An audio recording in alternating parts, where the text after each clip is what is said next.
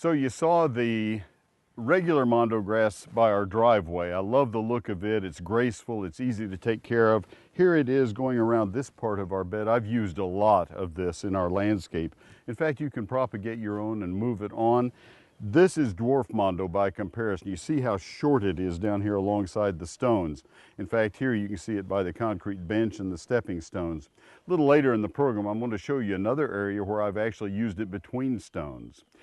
Great landscapes develop. They take a great hand, a great eye, a great feeling for design. I have some of that. I don't have what Elizabeth Smidt has.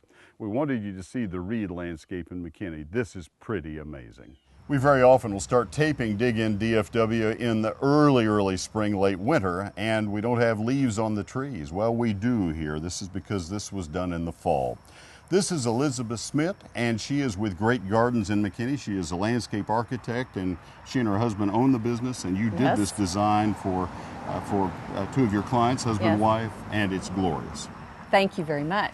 Let's explain what a landscape architect is. You have a different level. You're licensed and you are certified to do construction of bridges and retaining walls and things that a lot of people can't do. Correct. As a landscape architect, we can do structures.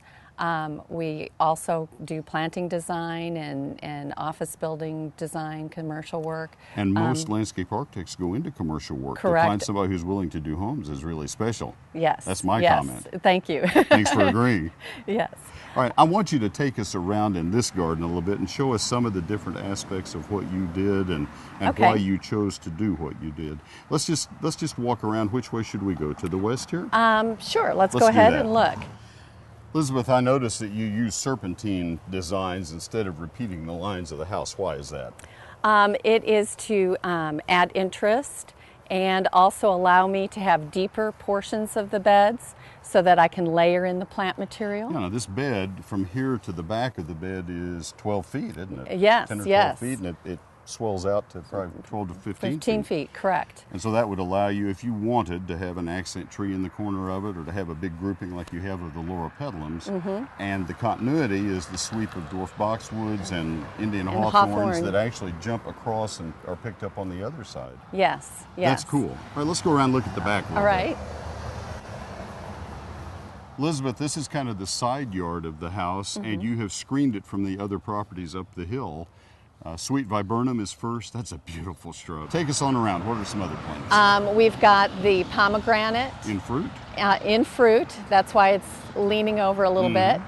And next to that is the Turk's cap. Turk's cap is beautiful, and it blooms almost all summer and fall, doesn't it? In fall, and there's no work. Yeah. Let's look in the backyard. Okay.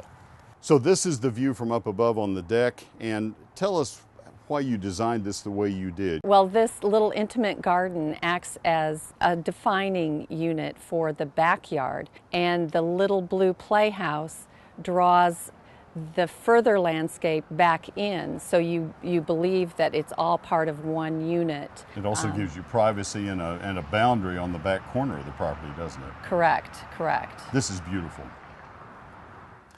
Elizabeth, one of the problems you had in this job is that you're between two very busy streets in Old McKinney, and you needed to give them a place to bring guests and bring themselves safely. Tell us what you did. We created this sort of parking area that's nestled into the garden, using some screening plants to screen out the neighbor house and some of the street, allowing enough space for parking but not make it look institutional. Yeah, it's just beautiful. Thanks. You have done a wonderful job for my friends and for us, and we thank you. You're welcome. Elizabeth Smidt is with Great Gardens in McKinney, and we thank her. That was a great landscape. Thank you to Elizabeth, and thank you to Karen Reed and her husband for letting us take a look at their garden. It's just magnificent. This is our backyard. I got this idea many years ago. These are concrete stones that we have made. We've shown you how we did that in a previous program. But I wanted to show you how dwarf mondo grass can be planted down in between stepping stones in the shade. This is very heavily shaded. I'm going to do a lot of hand gesturing here. The stone level is here. The planting level was down. I planted these down in the canyon so they would come up. If I had planted them at grade level, they would have been too tall. I would have tripped. This has worked out beautifully. These have been here 25, 28 years, something like that. Dwarf mondo grass has to have shade between stones. It's the best thing to grow between stones in Texas landscapes.